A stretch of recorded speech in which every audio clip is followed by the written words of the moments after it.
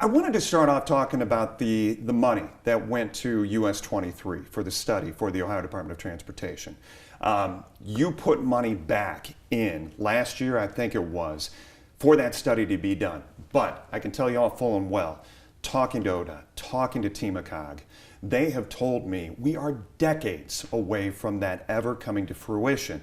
I bring it up because of the Intel project and the possible waves of influence that could come from that. But we've been told, Governor, because of all the stoplights between Toledo and Delaware, Toledo's not going to benefit from that project. So I guess give me an update, what you see happening as far as the importance of that corridor. First of all, I am very aware, because I drive it also, when I go to Toledo and come back from Toledo, that we have an unacceptable time that it takes to drive from Columbus to Toledo and back and forth. That is totally unacceptable. We're really on two tracks. One track is what can we do with the stop lights now? What are the changes that can be made? And so I've got ODOT, not only looking at that, but starting to do some things to pick up a few minutes here, a few minutes there. The other big question, though, or the other looking at from a big point of view, we're doing a full study in the state of Ohio about transportation. And I met with the people who are doing the study. These are professionals, this is what they do. We want to get someone, frankly, who could take a fresh look at where we are in regard to transportation. I met with them, and I told them a couple things. Number one, I want you to look at 23. I want you to look at the route between Toledo and Columbus. Look at from the big picture point of view. Two, you need to look at Central Ohio, which is growing, and those two issues are certainly very much related.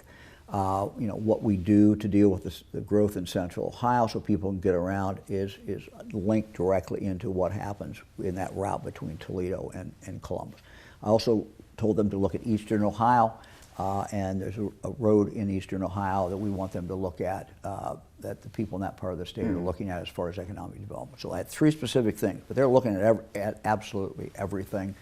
We're going to stay on that, and we hope come up with some solutions that will have some impact. My fear always is that we wait too long to make decisions, and to build a road or to dramatically change roads takes a long time. And so we saw it happen with US 24, the Fort Wayne to Waterville. Again, we have to make these decisions as early as we can. The culture many times is that we react, that building roads or altering roads, we're reacting to something that's already happened. We got to get in front of this, and so that we are making those decisions as early as we can. Do you see it putting the brakes on Toledo benefiting, Northwest Ohio, Wood County benefiting from getting any kind of fallout or good tidings from the Intel project? Yeah, absolutely. Look, if you look at what's going on in Northwest Ohio, you have to be very bullish on that part of the state as well as the rest of the state. Wood County, as you know, is really going very, very quickly. We're also seeing other things in Lucas County and all the other counties in Northwest Ohio. If you want to talk just specifically about Intel, I checked in with Intel a couple weeks ago, and I said, okay, you guys said you were going to dramatically increase the number of suppliers. Where are we? They've doubled the number of suppliers so far that they have inside the state of Ohio. And certainly not all of those are in Central Ohio. They're in different parts of Ohio. So we're going to... Have you seen a growth plan for 24? As far as Intel? As far as Intel is concerned. Intel construction, we know exactly what's going on. We're watching it every day, and they're right on schedule. As far as exactly where we're going, as far as their suppliers, they're not disclosing everything connected with that. But we do know it's gone up dramatically, and we expect it to continue to grow. But look, the growth in Ohio is not just Intel. When we got Intel, what it did is it just sent a signal to the country, and hey, you better look at Ohio. There's something good must be going on. And so whether you look at Toledo area, Northwest Ohio, or other parts of the state, look, we've got an abundance of water. We have to keep that water good. But we have that advantage over many other states, particularly the states in the Southwest. We've got taxes at a reasonable rate. We are growing. We're starting really to grow for the first time. We had significantly grow in the last 50 years. We've been flat for about 50 years. Do you think Joe Ohioans doing better today?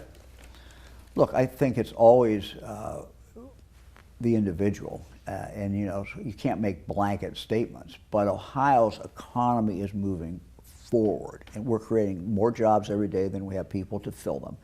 We have the low unemployment that has been steady for a number of months. We have the highest bond rating we've had in the history of the state. So all the indicators, are very, very, very strong. But that doesn't mean that we take anything for granted. I mean, as I look at the future, the legislature, at my request, has given us money so that we now are able to go in to sites around the state of Ohio. And I've said, look, it has to be every part of the state of Ohio, not just central Ohio. It's got to be every part of the state of Ohio.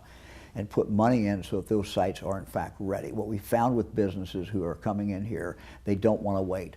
If they want a site and they want it now and they want it ready and they don't want to hear from us, look, it's going to take us 6 months or it's going to take us 18 months to get this site ready. So getting sites ready is vitally important. We have the money to do that, and we're moving in that direction.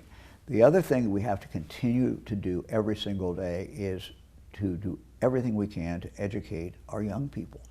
And so they live up to their full potential. It's what we want for them. What we want for our own kids or our own grandkids is we want them to live up to their full potential, but that also benefits the state, and it allows us to fill these jobs. So let's take colleges, for example. In the last budget, we had 2 new scholarships that we put in there to help families, middle-class families, to be able to afford to go to college in the state of Ohio. We have told the state universities they cannot raise the tuition during the entire time that student is there. If you go in at one rate, you've got 4 years and they cannot raise that rate. So we're making certainly some progress there. This is the first graduating class of 2024 in high school where the top 5% of the students are going to get, if they go to Ohio school, public or private, they're going to get $5,000 a year for up to 4 years. That's $20,000. The other thing we've really focused on is our career tech. If you go around to our career tech, our high schools around the state of Ohio, they're bursting out. Kids are wanting to get in. You talk to these kids, they just are excited about what they're going to be able to do. Many of them already have jobs as seniors. But what we found, when Fran and I went around, the Lieutenant Governor went around, we found that a lot of these have waiting lists. Not acceptable. So we asked the legislature to give us $300 million to help them expand. And you're right now starting to see the expansion of these career techs. So all that goes to educating our kids. Fran, the Dolly Parton Imagination Library, getting 400,000 books now. 400,000 kids every single month are in the mail getting a free book. The science of reading. The governor now is in control of the Department of Education and the science of reading, which is something that many schools are doing, many schools are not doing. Getting all schools to be doing that, there truly is a science to read, and we've got about a third of the kids out there who are not reading at grade level, and we got to change that. Let me ask you, as you bring up youth, and I had a couple of things that I wanted to bring to your attention today, school funding formula. Specifically, we've got a school district in Northwest Ohio, Perrysburg Schools. Great school system. They recently failed on a bond levy. They don't have support from voters. They are growing by leaps and bounds as far as the school district is concerned. Growth good, economy good, but the schools all play into that, do they not? As far as they can't keep up. They have more students than they have desks right now, and they are not getting the best bang for their buck. What is your read on the school funding formula? Is it broken in your view? Because school leaders, educators, they're getting frustrated. School funding formula, for as long as I can remember, has been an issue. The legislature several years ago passed what all advocates for schools wanted, which was called the Cupp-Patterson formula. In the last budget, the last two budgets, we have funded that formula. It goes up over a period of time. So I'm committed to continue to fully fund that formula, which was the reform I think that people were asking for. Now, that doesn't mean you're not going to have some schools that are an anomaly and where there's something going on in the growth or other things. And we have to look at that. I mean, we have to look at these schools that are not, in fact, when you drill down and look at the school and the circumstances they're in, and they're not getting what they need to get, we have to look at that. And so the next time the budget comes up, we're certainly going to have to do that. Let me ask you, back to youth, and this kind of plays into what, you had two big gun legislation pieces that passed, I think in March and also in June last year. And we just had a scenario at our last remaining mall in Northwest Ohio, Franklin Park Mall. 16-year-old in the mall, in the food court, gun goes off. Accidentally, according to Toledo police, shoots him in the leg, goes through his leg, ricochets, hits a girl, goes into her leg. He had a loaded gun in the mall. When you hear stories like this, now I'm not saying, Governor, that he was the only kid in the mall with a gun that day. Paul's son was actually one of the Toledo police officers who chased him down. My question to you is, do you ever see regret? Do you ever have moments where maybe I need to Monday morning quarterback a little bit this gun legislation and what it's doing to communities? We had more young people shot and killed this year than in at least 20, 30 years in Toledo this year. Yeah, every state is seeing this, and certainly every city in the state of Ohio is seeing the gun violence that is in fact occurring. I think there's a couple things that we clearly can do. Let me start with something we are doing. We can come in, we're a state of local police, we have over 900 police departments, but if they ask us, the state can come in, we can bring the highway patrol in. We've done this, I think, in over a dozen places in the state. If the mayor asks us, the chief of police asks us, we can do a surge and we can come in. And what we do is we bring the highway patrol in to back up the police. We bring a helicopter and put it up in the air to help the police and talk directly to the police when they're trying to apprehend something or are apprehending somebody. We bring in liquor control that can go check on does someone have a gun when they're going into a liquor establishment, which they're not supposed to have. We also bring in the parole authority, and they can do a surge and they can go out and check everybody in Toledo or whatever the community is who's on parole. They're not supposed to have guns, and other things they can see that whether they're in violation. Every place we've done that, we've had good results. Every place we've done that, we've picked up a lot of guns, taken guns off the streets, we've taken them away from people who should not have them, and we've charged a number of people who are already convicted of felonies. So we can do that. We can do that in Toledo. We can do that in any community that wants us and says, come on in and help us with that surge. The second thing that we need to do, we have to have the legislature to do. And that is a bill that I have proposed in the past. Going back to the time when I was... I'm sorry, what is a bill that you have... Yeah, let me explain what the bill is. Sure. And it goes back to what I learned as a prosecutor. And that is, many times there will be a family. Families usually know if they have someone in the family with a problem. Someone who has a mental health problem and has guns. Someone who is a drug addict has guns. Someone who's an alcoholic and they have guns. Under our bill, that family member or somebody else would be able to go into court, go in front of a judge, and if that judge determined that person was a danger to themselves or a danger to other people of killing someone, that judge could then order the police to take those guns away. That protects the Second Amendment. It's not the red flag that people get upset about in other states, but I've asked the legislature to pass that. It's there. I would like for them to pass this bill because it will save a lot of lives if we can get that passed. Do you know what bill number that is? No. I mean, we've proposed this year after year. Is it coming up again in 24? And again, it's up to the legislature. Yeah. Look, I mean, we have proposed this. And again, it's a simple way, a very, very simple, basic bill. And if you talk to police officers who are out there who are dealing with this problem every day, they'll tell you this is a good way to go at it. Another bill that we've asked the legislature to pass is to focus on repeat violent offenders. The reality is in Toledo or whatever community you're talking about, the violent crime is committed by a small number of the felons. Small number of them. But this was a Handful of them. 16-year-old. As a grandfather, as a Look, father, doesn't that give you pause? Yes, it gives me pause. I don't know all the facts about that. What I'm telling you is these are three things I mentioned that I will guarantee you will save lives and that we can implement and do. Two of them, I have to have the legislature. The other one, I'm doing. Legislature. WBNS on the way down, they're talking about how Republicans are rushing back to work next week. House Bill 68, you did it on a Friday. Did you have a Monday morning quarterback moment for yourself after making the decision to veto? And what does it say to you that all the talk is it's going to get turned over? Well, first of all, I studied this. Once we found the bill was coming to us from the legislature, I spent the time over Christmas, with the exception of the time I was with my family, that's all I did, is focus on this. I traveled around the state. I talked to people. I talked, most importantly, though, to parents.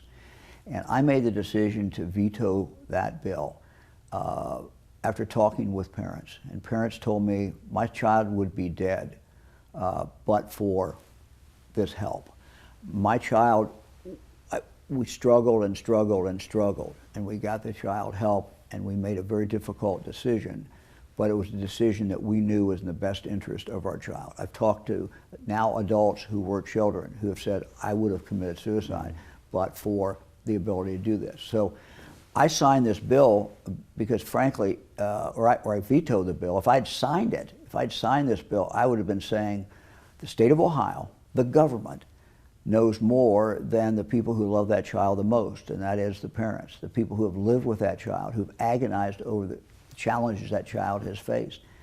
To me, this is a conservative approach to respect families and respect parents. On that same vein, let me ask you this. You've been in politics a long time. So where do you define the line between party and just common sense? Because I think I hear what you're saying here is you chose the path of common sense rather than party. Is that fair? Well, in fairness to the people who are on the other side of the issue, I think they are very well intended. I think they are motivated by caring about kids. But after I examined all this and talked to people and just went through what they had, tried to understand what they had gone through, it was clear to me this was a question of saving lives. Look, I am pro-life.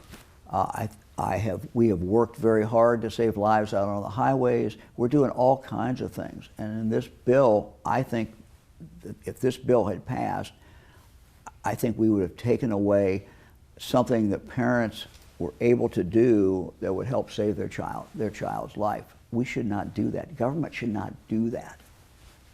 Off of 68, though, can I ask you again, what is the line that you draw when it comes to party and common sense? Because I feel like I had to, let me just give you an anecdote. I'm sitting in my kitchen with my father this weekend. He was visiting from North Carolina. And I said, I feel like some of the emails I get at work or the tweets I read are so far this way, Governor, I don't know where that person I knew before politics exists anymore. And I don't know if you see the same thing. Look, what I try to do is be governed by what the facts are and to gather as many facts as I can. I've looked back on my career. I've been in politics and government for 40-some years. The mistakes that I've made mistakes. I got things wrong. But when I did, it was usually because I didn't have enough facts. I didn't dig deep enough. And so I dug very deep in regard to this particular bill. And what I found is what caused me to veto the bill. I'm not questioning anyone else's motives, but I can just tell you from what I found, it was pretty clear that I needed to veto the bill. If Joe Biden, if Donald Trump are up against each other, you have to go to the voting booth just like I do. What happens in November? Look, I'm a Republican. I'm used to voting for the Republican nominee, but we've got a long way to go. And you know, I've got to focus on Ohio, frankly. And getting into presidential races at this early stage is not helpful as I try to wrestle with Ohio's challenges and Ohio's problems. And so I'm going to stay focused on Ohio. That's fair. A couple of other things, Governor. We talked about Intel. I'm sorry. We talked about Intel. We've got a data center that has been announced in Wood County. What is the draw, I guess, for your administration to seize opportunities for Northwest Ohio? And can you tell us anything as far as that data center is concerned, because we still don't have a name on it? Well, what we can tell you about data centers in general is while they do not employ a lot of people, they attract other companies to come. And that's why we love data centers, because other companies see they want to be close to a data center. Mm-hmm. And so when you're getting a data center, that's a good indication. And it's a good indication of what's going to come. Look, if you look at Northwest Ohio, think of the assets that are there. We have the water. Northwest Ohio is located within a day's drive. You got 60% of Canada, 60% of the United States.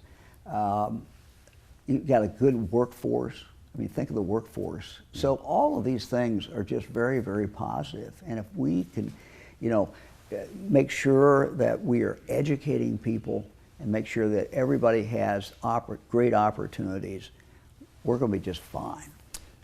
What did you learn from the UAW strike?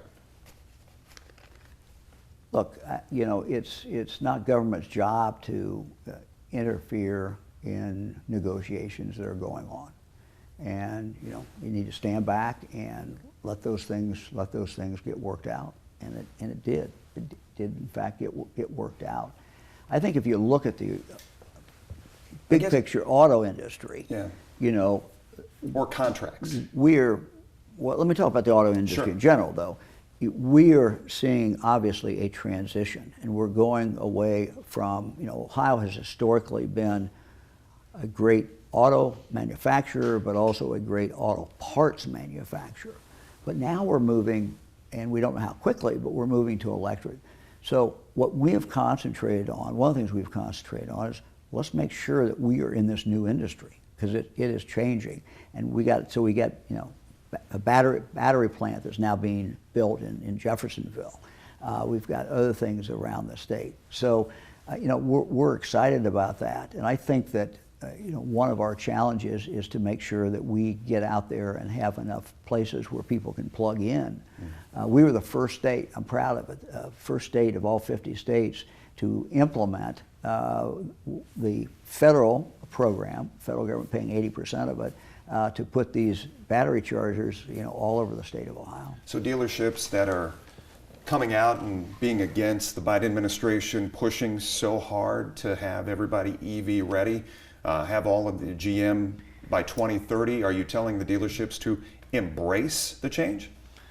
I think what's going to happen, it's what happens a lot of times when you have change. It's slow, and it remains slow, but then you look up someday and it kicks in.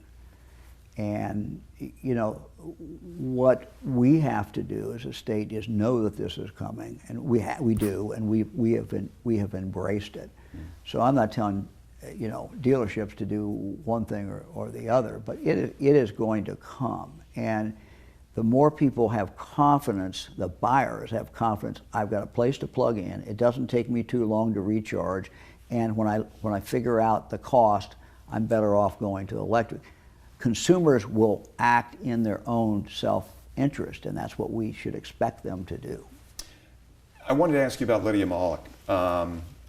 Former Findlay mayor, obviously Ohio director of Ohio Department of Development. Do you see a bigger role for her coming down the line? And what could that potentially be? Well, I picked Lydia to head a very, very important department for us. And in fact, the job that she has done has been super. And I like having a mayor in that position, a former mayor in that position. She was mayor of Findlay and did a great job there. So I think Lydia's, you've asked about her future. I hope she stays with me for 3 more years and finishes out the term, and she'll have 8 years in that very, very key position looking at economic development. But she has a great future.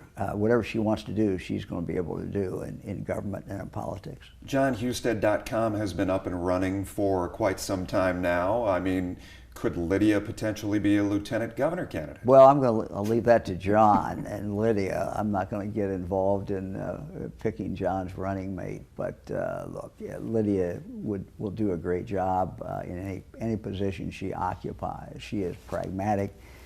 She's had the great experience of being a mayor of a significant city in the state of Ohio. And if you look at what she's done for 5 years, she has been directly involved in economic development every single step of the way, and has figured out how to solve problems and cut through bureaucracy and cut through red tape and get results for people. So she's great. We have the A plant down by Lucasville. Davis-Besse is what it is at this point. Do you see any future going forward as far as nuclear energy in the state? No, absolutely. Look, if you look at what some of the most liberal countries, what we think of liberal countries in Europe, they've embraced nuclear energy. And the advantage of nuclear energy, of course, is that it's not carbon. And but it's also, it gives us the ability to do what we need to do. I mean, look, we're all for wind, we're all for solar, but there's a limit to how much you can do. But does the state see a plan for Davis-Besse, you think? I don't know about Davis-Besse. What I do know is that what you're seeing on the horizon, and they're not really quite ready to go, but it's much, much smaller nuclear power plants. And so if you ask me, are we going to see this in the future? I think we will. How soon we're going to see it in the future, that I can't tell you. The culture of the Ohio legislature right now, good? Poor? Well, it's interesting. People like to highlight, bills that maybe I disagree with the legislature or they disagree with me. But if you look at what's the big picture, 3 separate budgets I presented to the legislature. I've gotten virtually everything I've asked for. They've been our partner in regard to education. Science of reading, we asked for $100 million to implement that. They gave us that money.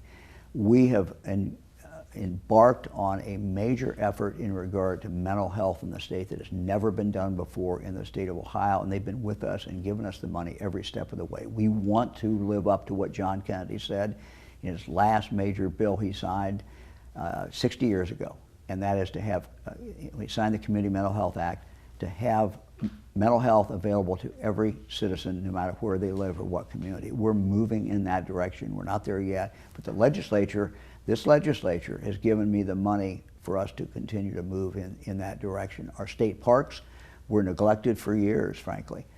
They've given us the resources we need to build those back up, and Maumee Bay is Maumee is a great one in the Toledo area. People come from not all over the state, but all over the country to go there. So on the big issues, I'm aligned with the legislature. They're aligned with me. We've worked very, very closely. Look, you've got some other issues that we spend a lot of time talking about that are important, but for the average citizen, education, mental health, dealing with the drug addiction problems, fighting back in that area, and economic development, those are the key issues for people. Did you make a New Year's resolution? I have not. Do you typically? Yeah, but sometimes I don't do them. I gave up on that. So, no real resolution. What's your biggest hope for Ohio in 2024? I think my biggest hope is that we can roll out this science of reading so that we're really making progress. Look, kids, and I know this from my own family, we have 8 kids, we have 27 grandkids. kids grow up unbelievably fast. They only have one chance to grow up. And we have to give them the best education that they can get, and particularly in the area of reading.